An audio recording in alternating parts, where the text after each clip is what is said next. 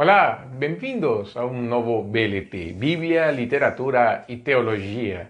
Estamos aqui reunidos com muita alegria para compartilhar juntos um momento de Bíblia, um momento literário e também com muita teologia.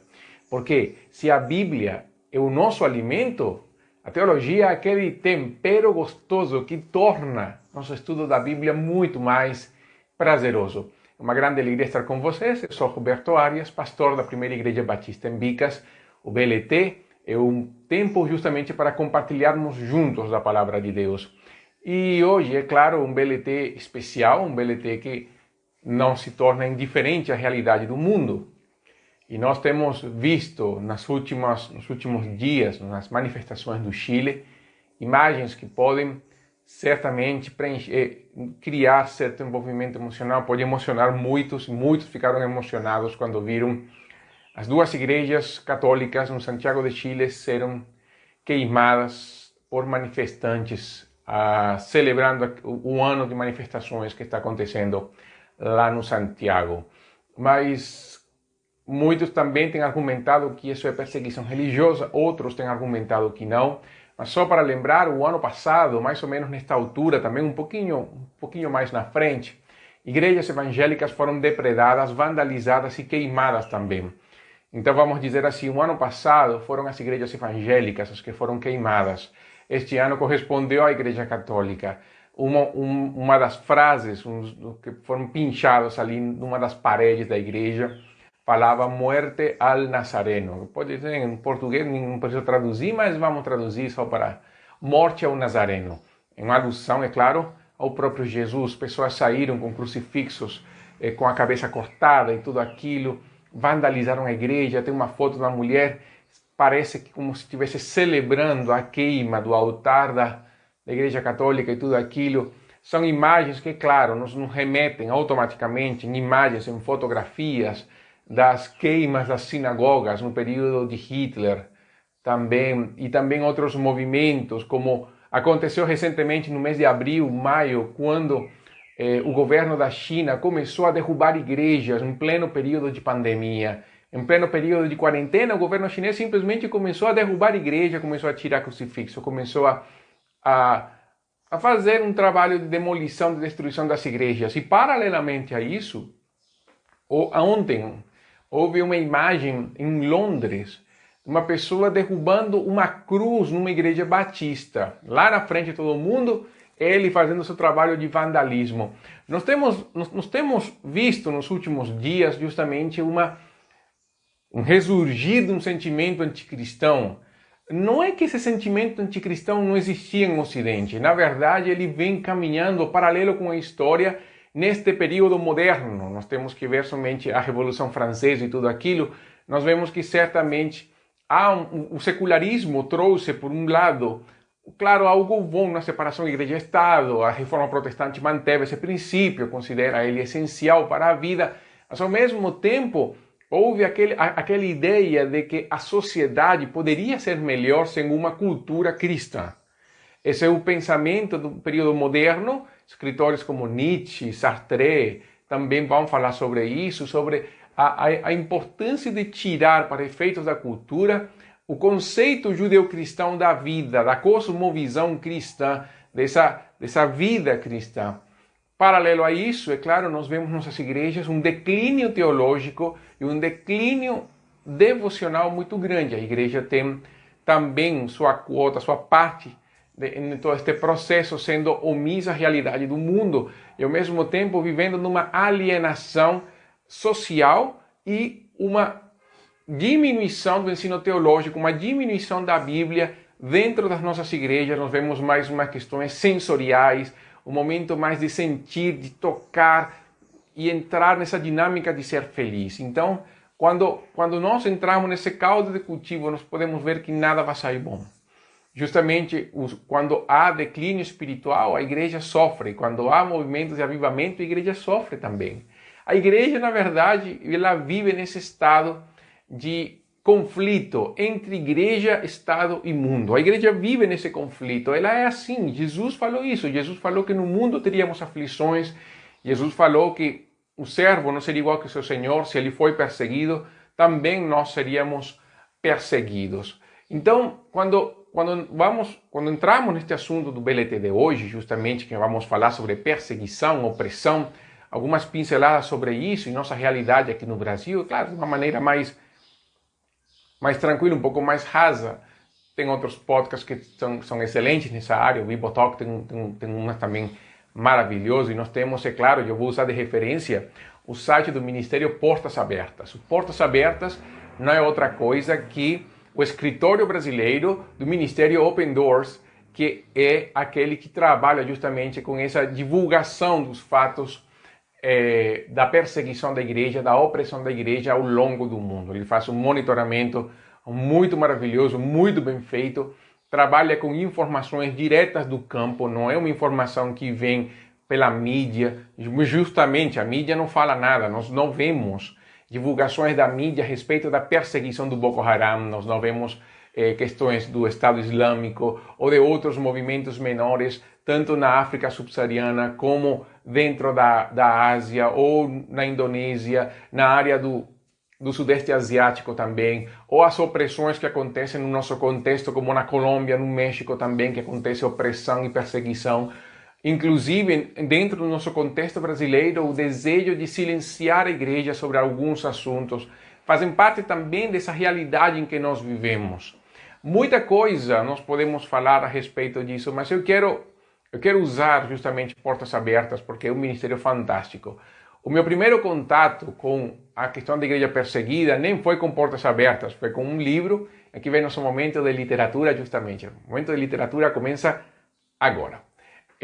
Eu li um livro escrito por Richard Wurmbrand, chamado Torturado por Cristo. Um livro que eu li quando era adolescente, então eu li, claro, eu li em espanhol.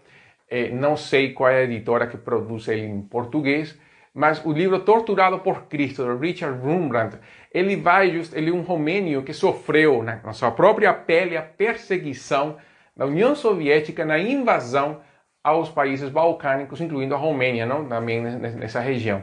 Então, ele vai contar como foi a perseguição, ele vai contar inclusive como dentro desse momento de perseguição, Deus concedeu a graça para muitos dos perseguidos. Deus trouxe um avivamento dentro da Romênia, mas também dentro dos oficiais e soldados do exército soviético e daqueles também que invadiram, porque não foi somente a União Soviética, foi uma junção de países, a União Soviética, a Iugoslávia, a Tchecoslováquia, a Hungria, todos esses países que faziam parte do Pacto de Varsóvia, eles se juntaram como uma grande união de nações para levar a doutrina, é claro, leninista, comunista, a todo esse contexto europeu, mas também essa parte de eliminar todo Deus, toda religião e colocar o Estado como o único benfeitor, o Estado como o Deus a ser louvado e a ser servido, e o partido ser tipo a igreja, não? Ninguém poderia ir até o sistema a não ser pelo partido. Então, isso criou muita confusão, criou muita destruição, e houve uma união, o Richard vai falar sobre isso, houve uma união entre as diversas linhas do cristianismo, entre os ortodoxos, os católicos, os protestantes. Eles, por um momento, dentro da perseguição, eles abriram mão das suas diferenças e trabalharam juntos, em função daquilo que estavam sofrendo. Não para derrubar o Império Romano, não para derrubar o Império Soviético, mas para levar a palavra de Deus às pessoas. E uma coisa que me chamou muito a atenção, e estou falando de um livro que eu li há mais de 20 anos, era que ele fala que toda vez que ele era espancado, toda vez que ele era torturado, ele não sentia mais dor. Ele fala que cada momento em que ele recebia aquela batida, aquela pancada, era a expressão do amor de Cristo fluindo nele, perdoando o opressor. Então, isso foi muito importante, porque hoje, quando nós falamos de igreja perseguida, quando nós falamos dos movimentos que atacam a igreja, parece que flui em nós, flui em nós mesmo, um sentimento de raiva, de indignação, do desejo de querer derrubar tudo, de desfazer tudo, de instaurar um reino melhor, uma sociedade melhor, um governo melhor. Mas Quando nós vemos a história da igreja perseguida, inclusive quando nós vemos isso no livro de Atos, nós vemos que a ideia da igreja não era essa. A ideia da igreja era justamente pregar o evangelho, continuar fazendo, cumprindo a missão de Deus, continuar levando a mensagem de Cristo para transformar a sociedade. O que sempre a igreja viu como parte da sua missão era justamente pregar o evangelho, tornar Cristo conhecido, que todos, sem importar o lugar, a região, sem importar a ideologia, sem importar a crença, sem importar nada, tivessem a oportunidade de ouvir a mensagem do Evangelho. Para a igreja primitiva, para os irmãos da igreja perseguida, até hoje, isso se torna uma prioridade. Eles estão livres, por dizer dessa maneira, da mazela, do estabelecimento de um reino terrenal de Cristo através da igreja, que possa que invada então os poderes constituídos, que invada a sociedade através do voto. Não, eles pensam no estabelecimento do reino de Deus através do arrependimento, da conversão, da obra transformadora do Espírito Santo. É isso que os apóstolos oram justamente no livro de Atos. E vamos então para nosso momento de teologia, antes de entrar justamente com Portas Abertas, que está aqui. E tem o site aberto, aguardando a nossa informação. Mas no livro de Atos, no capítulo 4, vamos ver essa oração dos discípulos que eles fizeram quando foram chamados pelo Sinédrio a não pregar mais o Evangelho. No capítulo 4, então, quando eles foram soltos, verso 23, fala: depois de soltos, foram para os seus companheiros e lhes contaram tudo que os principais sacerdotes e líderes religiosos lhes haviam falado. Ao ouvirem isso, todos juntos elevaram a voz a Deus, dizendo: Senhor, tu que fizeste o céu, a terra, o mar e tudo o que neles há, que pelo Espírito Santo disseste pela boca do nosso pai Davi, teu servo. Por que os gentios se enfurecem e os povos imaginaram coisas vãs? Os reis da terra levantaram-se e as autoridades aliaram-se contra o Senhor e contra o seu ungido. Pois nesta cidade eles de fato se aliaram contra o teu santo servo Jesus, a quem ungiste, não só Herodes, mas também Pôncio Pilatos, com os gentios e os povos de Israel, para fazer tudo o que a tua mão e a tua vontade predeterminaram que se fizesse. Agora, pois, ó Senhor, olha para as suas ameaças e concede aos teus servos que falem a tua palavra com toda a coragem.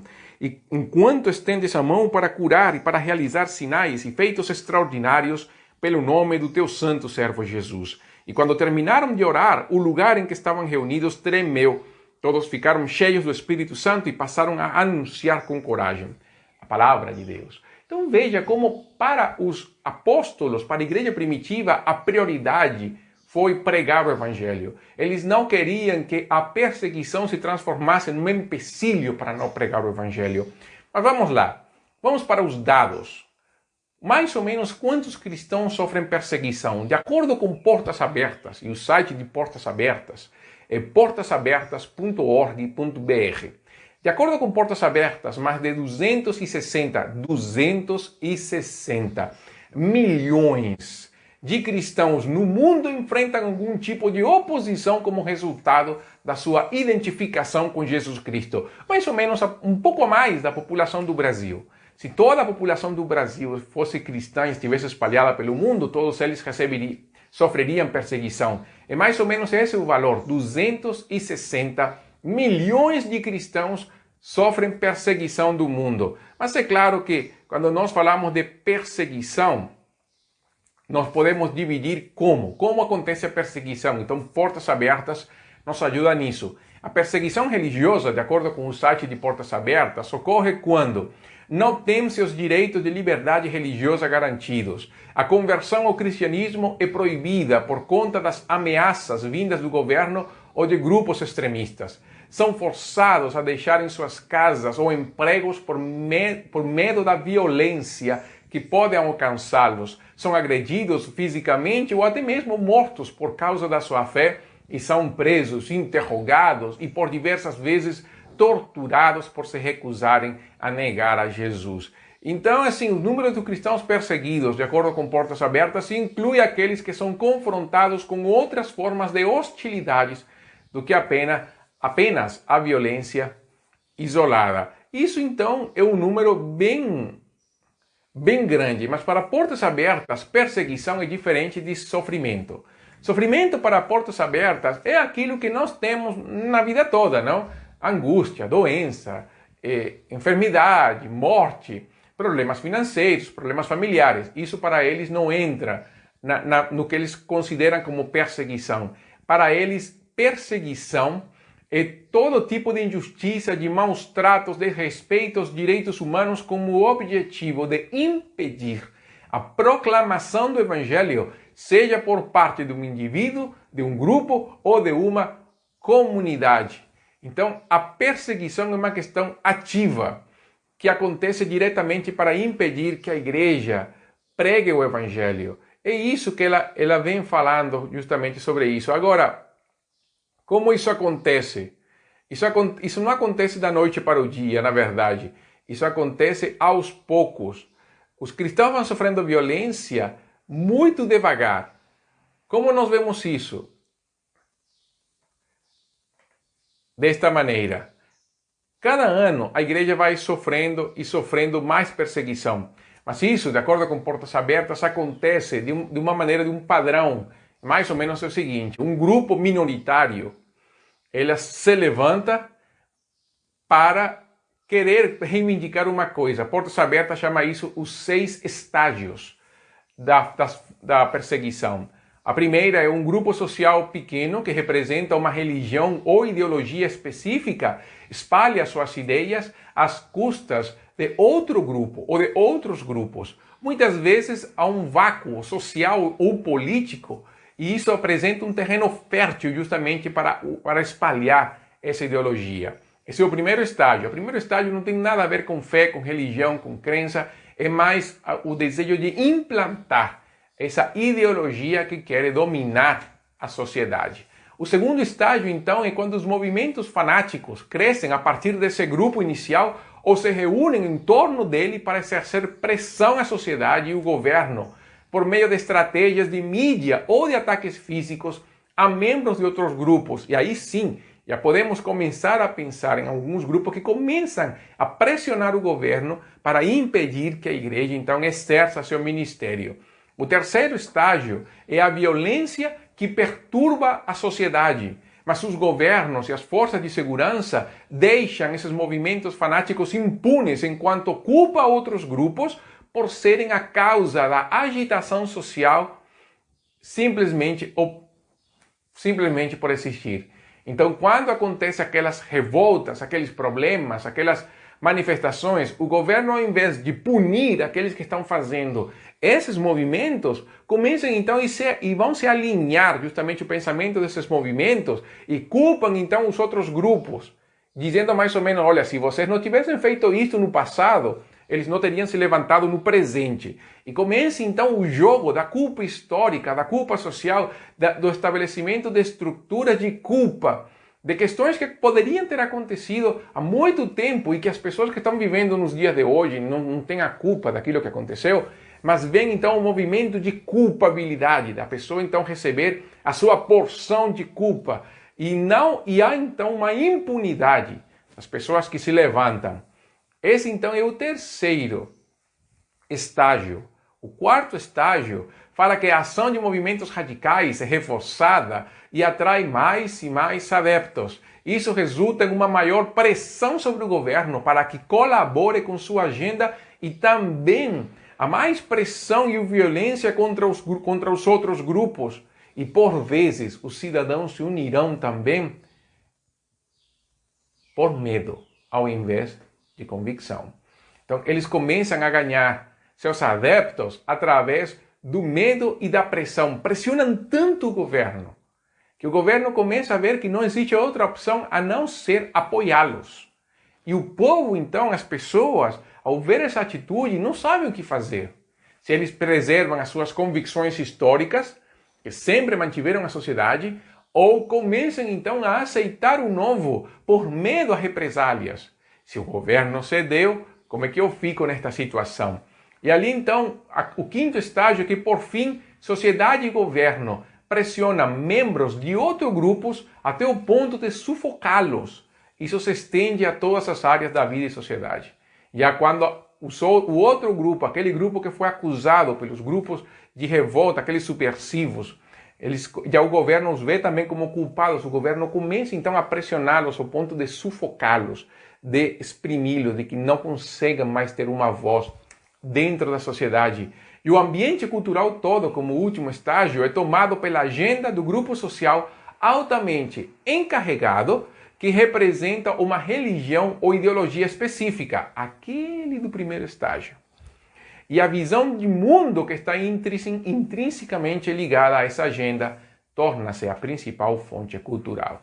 Como é que fica então os grupos que eram majoritários passam a ser as novas minorias, mas ao invés de acontecer uma igualdade, na verdade, o que acontece é uma reivindicação ao ponto de sufocar os outros. Em muitos lugares onde a igreja é perseguida, este tipo de situação acontece. Grupos se levantam trazendo novas ideias, novos conceitos, mas influenciados pelo ódio e o temor. Ganham adeptos, principalmente nos lugares da mídia e da cultura, e começam então a criar uma pressão. Entram nas universidades e começam a moldar a cabeça dos jovens e trabalham na moldagem de uma nova geração que começa a ver esses princípios e valores como princípios absolutos, questionando então os valores tradicionais e tornam então isso uma pressão para que o governo então se adeque ao pensamento deles. Dentro do nosso contexto cultural, que nós temos uma longa tradição cristã aqui no Ocidente, isso que nós vemos acontecendo nem tantos poucos, isso já tem uns 60 anos, mais ou menos, uns 70 anos, desde a Revolução dos anos 60, mais ou menos, mas ele vem fluindo desde o século XIX. Na verdade, as duas guerras mundiais trouxeram uma socavação da cultura cristã muito forte, por causa dos movimentos pós-milenistas, que falavam que o século das luzes, o século XX, traria um grande avivamento e proclamaria a volta de Jesus. Todo esse otimismo, na verdade, se esfumou quando as bombas atômicas caíram sobre Hiroshima e Nagasaki e veio a Guerra Fria e um conflito armado intrínseco dentro da nossa sociedade que nunca acaba. Então, esse pessimismo das pessoas, os movimentos então tomaram para falar que o cristianismo tinha fracassado no seu processo de transformar a sociedade e que era um momento de novas ideologias, inclusive isso se transformou numa religião com a nova era, e a chamada Era de Aquário também. Tudo isso então promove que uma destruição dos conceitos cristãos dentro da sociedade e acaba, e o que nós vemos hoje é justamente isso, o que nós vemos hoje é uma ridicularização do cristianismo. Vejam os filmes, vejam os seriados, vejam as novelas, todos vão ridicularizar o cristianismo, vão colocar modos de vida alternativos como bons, desejáveis e estáveis. Vão colocar outras religiões como melhores e superiores ao cristianismo.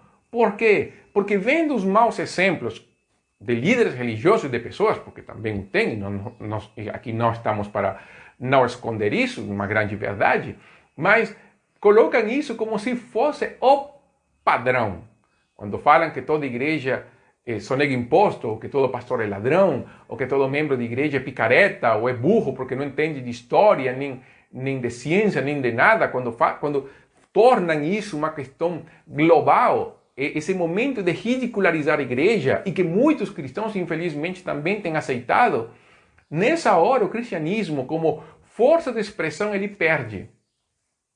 Mas, por outro lado, é uma peneira boa para que a igreja de Cristo então se levante e comece a pregar o evangelho. O que eu quero mostrar com isto é que o momento em que nós estamos vivendo dentro do nosso contexto ocidental é um contexto que está emergindo hoje, mas que se nós olharmos 30 anos atrás, 40 anos atrás, nos países de El Salvador, Nicarágua, Honduras, eles já passaram por isto. Guatemala também passou por isto. Momentos em que houve um conflito ideológico tão forte que acabou com movimentos violentos, movimentos armados. A Colômbia ainda também sofre isso. Movimentos armados que matam pastores, porque os pastores começam e as igrejas são saqueadas e violentadas porque Os pastores, as igrejas começam a pregar o evangelho, começam a pregar o arrependimento, o perdão de pecados. E é claro, o cristianismo se torna então um meio profético de denunciar os males da sociedade. O cristianismo então toma seu lugar e denuncia então o mal da sociedade, levando a pessoa ao encontro verdadeiro com Deus, levando a pessoa ao encontro transformador com a vida de Cristo, onde a pessoa no poder, na convicção do Espírito Santo se converte, se arrepende, muda de vida, larga o pecado, então larga a ideologia pecaminosa, larga os conceitos pecaminosos, larga a vida de pecado, então vem o que eles vão dizer que é uma lavagem cerebral. Mas na China, por exemplo, eles têm campos de concentração para lavagem cerebral. A China não somente persegue cristãos, a China persegue qualquer religião. Tem um campo de concentração somente para muçulmanos, vão mais ou menos 10 mil muçulmanos ali a sofrer lavagem cerebral. Mas hoje se fala que tem mais cristãos na China do que membros do Partido Comunista. Se fala de uns 90 milhões de cristãos, mais ou menos, na China. Então, o que a China faz? A China tem uma igreja de Estado, que pertence ao Estado. Essa igreja trabalha com reconhecimento facial, para ver quem é e quem não é. Se dentro do grupo alguém falta, ele é procurado. Portas Abertas tem uns dados sobre isso. Eles falam justamente sobre a perseguição sistemática na China. Igrejas clandestinas na China, assim como acontece em Cuba, os pastores são presos. Em Cuba aconteceu isso até poucos anos. Hoje a liberdade religiosa em Cuba é maior. Mas mesmo assim, se as igrejas em casas crescem muito, o governo vai e começa a pesquisar o porquê está acontecendo isso. Na China, as igrejas são perseguidas, as igrejas subterrâneas, as igrejas em casa são perseguidas. Tem um filme até chamado China Cry, que vai falar sobre isso, sobre como a igreja é perseguida, que são testemunhos de casos de histórias reais. Em países da África do Sul, da África, cristãos são colocados em prisões subterrâneas, eles têm que cavar o buraco, justamente a cova, para colocarem novos presos. Então, a situação do cristianismo é lamentável, justamente por causa das ideologias que vêm fluindo. O islamismo extremo, o comunismo, também movimentos étnicos, xenofobia, também contribuem com o cristianismo. Nós podemos ver justamente que a história do cristianismo é uma história de sofrência, é uma história de sofrimento. Sofrência é um estilo musical, vamos falar de sofrimento? Melhor. É de sofrimento. A igreja sempre tem sofrido, sofreu com os judeus, sofreu com o Império Romano, sofreu com os bárbaros, sofreu internamente com a própria corrupção interna que muitas vezes a atingiu. Ela sofreu também com perseguições dentro dos círculos cristãos, católicos, protestantes, protestantes católicos, entre os protestantes. Houve também perseguição, houve também uma perseguição menor entre os próprios católicos. Então, sempre houve esse tipo de conflito. Já lutaram contra o Islã nas cruzadas, mas também na reconquista da Europa, quando o Islã tentou entrar na Europa através da Espanha e Portugal. Nós vemos que sempre a igreja entrou em conflito. O cristianismo sempre foi uma marca de conflito. O que nós podemos fazer? Qual é o nosso papel como igreja neste caso?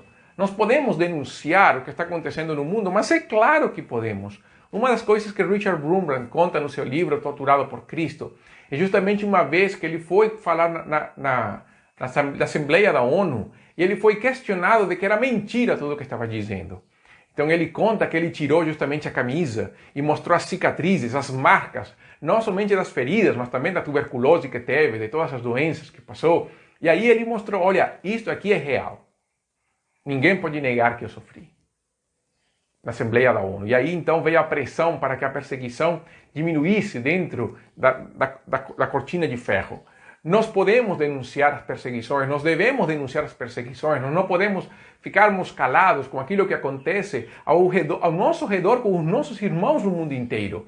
Igreja de Cristo, a igreja é muito mais do que o templo. Nós temos nossas igrejas locais, sim, é claro, bíblicas, saudáveis, as que são, é claro, pregam o evangelho, mas cada igreja, na verdade, é uma embaixada do reino de Deus, que ele é muito maior, ele envolve o mundo inteiro. Inclusive daqueles que por alguma razão não têm igreja local, por causa da perseguição, por causa que são afastados, por causa de tanta coisa. A igreja é muito mais do que isso. E nós devemos ter esse pensamento global de igreja. Nós somos uma igreja local, no meu caso, a primeira igreja batista em Bicas, é uma igreja local, um grupo de pessoas que se reúnem, que vivem uma vida cristã. Esse é o primeiro campo, é a primeira embaixada. Mas nós não podemos viver isolados do contexto da sociedade, do contexto do país e do contexto das igrejas a nível mundial. Eu preciso saber quem sofre, eu preciso conhecer quem sofre, eu preciso orar por ele, eu preciso me comunicar com ele, procurar entrar em contato com ele. E eu preciso denunciar ao mundo as atrocidades que são cometidas em nome do Senhor. Mas quando eu denuncio as atrocidades, eu tenho que fazer isso por causa de Cristo e não por causa de assumir uma bandeira política. Eu não assumo a bandeira política quando eu denuncio. Por quê? Porque qualquer sistema é fadado a perseguir a igreja. Inclusive, o mais conservador que você pode imaginar pode perseguir a igreja.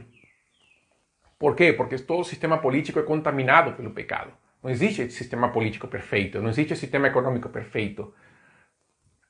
Isso é uma realidade que somente será restaurada assim que Cristo trouxer seu reino físico, poderoso e reger as nações com vara de ferro. Olha que fala vara de ferro. Por alguma coisa será. Então, quando nós vemos isso, quando nós compreendemos, então, a magnitude disso, eu posso, então, me preparar, porque nós estamos vendo isso aqui também no Brasil. A igreja, se procura que a igreja seja silenciada, que não fale, que não compartilhe o evangelho. Estão querendo censurar a igreja, estão querendo monitorar as pregações, estão querendo cancelar as pregações, estão querendo não cancelar no sentido de púlpito, de igreja, entenda isso, mas de ir além. Estão querendo justamente que a igreja fique restrita ao âmbito do culto, do templo, evitar que a igreja seja sal e luz, influenciando a sociedade. Isso que está se procurando, evitar que a igreja influencie a sociedade. E isso se faz como? Através da opressão que paulatinamente vem fechando a igreja, vem fechando espaços, vem impedindo sua fala, vem censurando tudo que a igreja fala, vem mostrando os defeitos. Gente, se nós vamos começar a olhar os defeitos de qualquer movimento, aqui ninguém pode jogar pedra sobre outro. É uma grande verdade.